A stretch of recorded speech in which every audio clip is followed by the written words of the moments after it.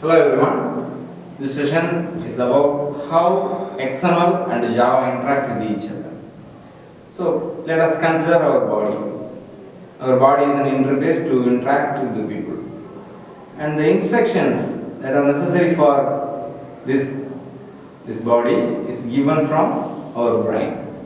So just like that, in Android also, we have an interface. We have an XML file which do all the interfaces. And these interfaces are worked out with the help of it becoming a model with the help of the Java code. The action part for the XML file is specified with the help of the Java file. So here how it works. So the every view in a XML file is having its own ID. So every ID is unique, and these IDs are taken by the R, which is an Android asset packaging tool which hold the information about these XML components. And in turn, Java files will fetch the details of the XML content with the help of R. Again, if the processed data is again taken back to the XML file, it will happen with the help of this R file also. So this is how the XML and the Java interacts with each other. So let us work out these concepts in our real time. Let's see. So here is your demonstration of how to link XML files with the Java code. Here let me start with the XML content. So I have to specify the encoding scheme to be UTF-8, and following that I'm going to create a layout. I'm going to create a linear layout. So layout width and the height must start with the Android, and before that we have to specify the XML namespace. So I just specify that. Following that I have specified the layout width to be match parent and layout height to be match parent. And since it is a linear layout, we have to specify its orientation. So here I am specifying the orientation to be vertical. So under the linear layout I am going to create a button, and the button is having the attributes of layout width and layout height. So specifying the button to be wrap content, and we have a ID here. So this ID starts with @ plus ID slash. Since it is a button, I am naming it as B1. You may name it as anything as per the naming conventions. So the text to be appeared on the button is specified here. So I am specifying the text to be button 1.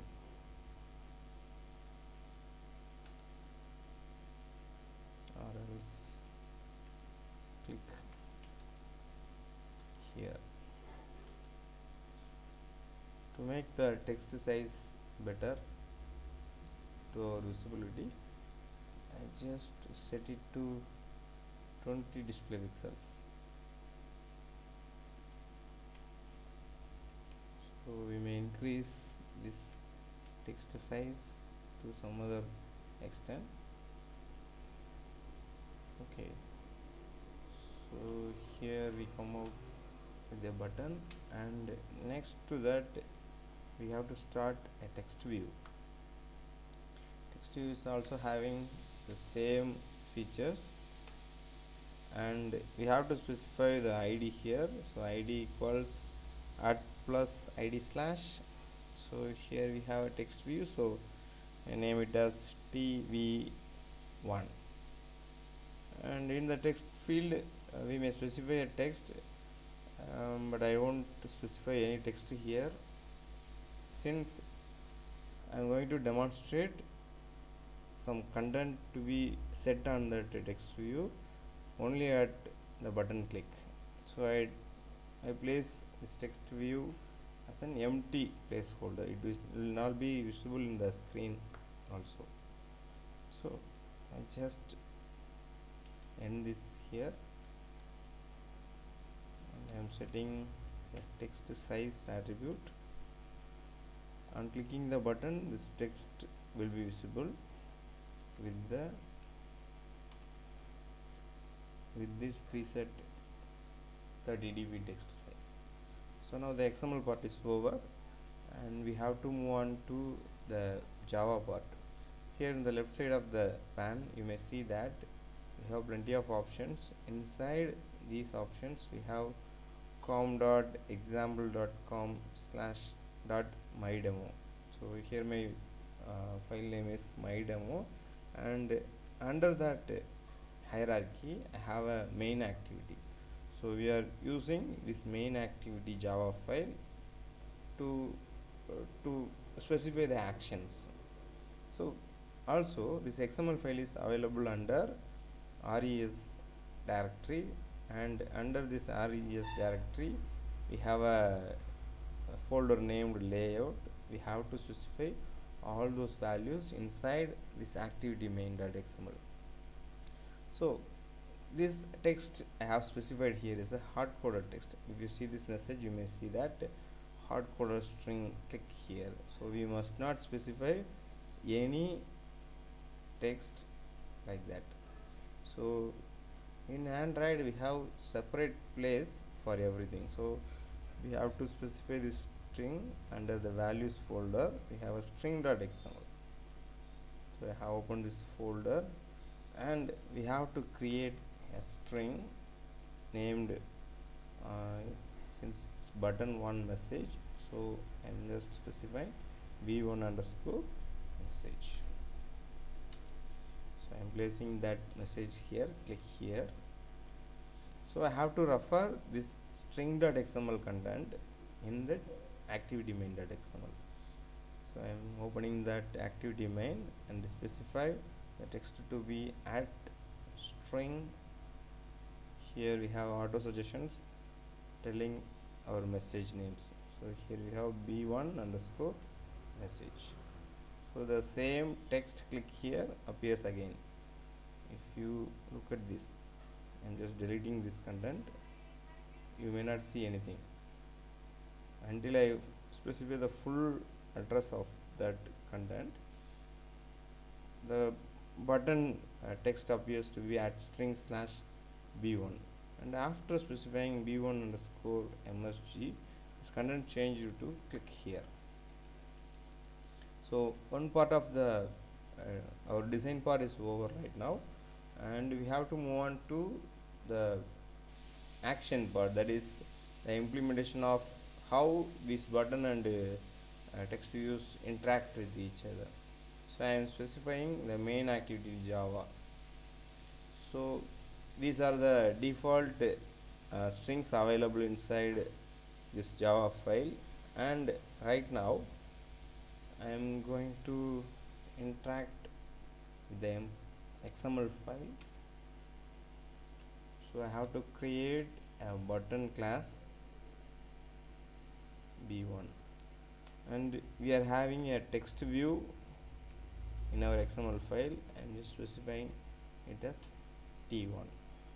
So to import the button and the text view, we have to import the necessary header files. If you specify android.widget.star, it will use all the widget properties, widget classes that are present in the Android widget repository. So I am using only button and the text view. Other than that I don't use any other component. So for memory optimization, I just specify the name of the button. Again, I have to specify the name of the widget to be widget.textView.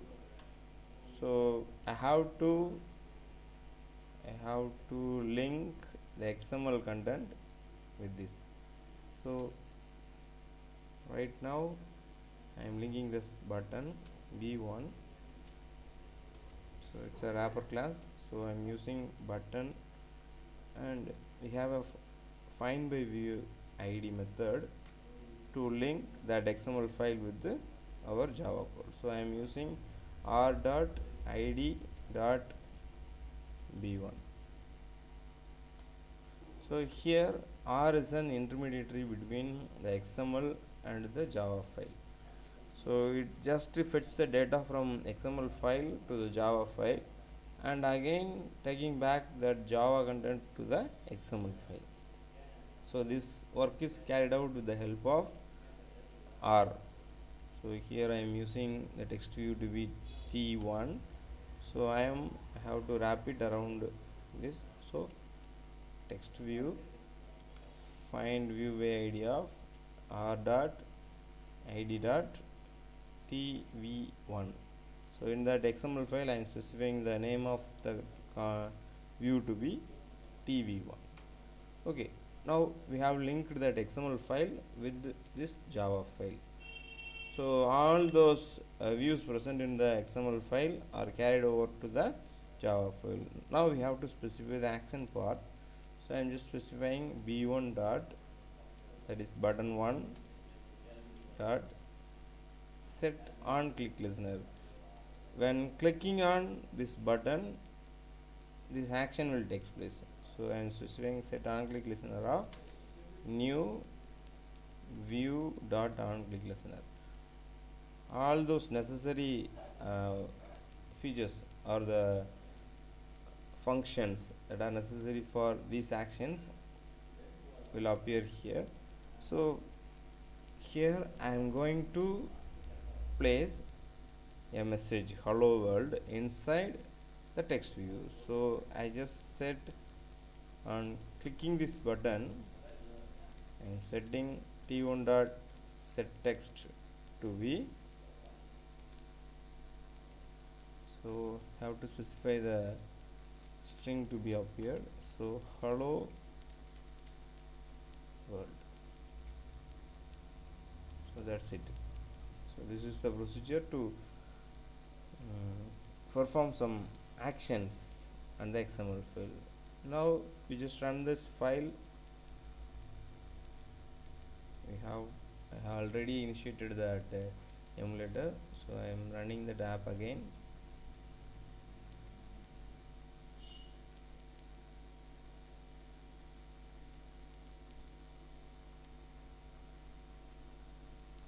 So the grading building is on the way.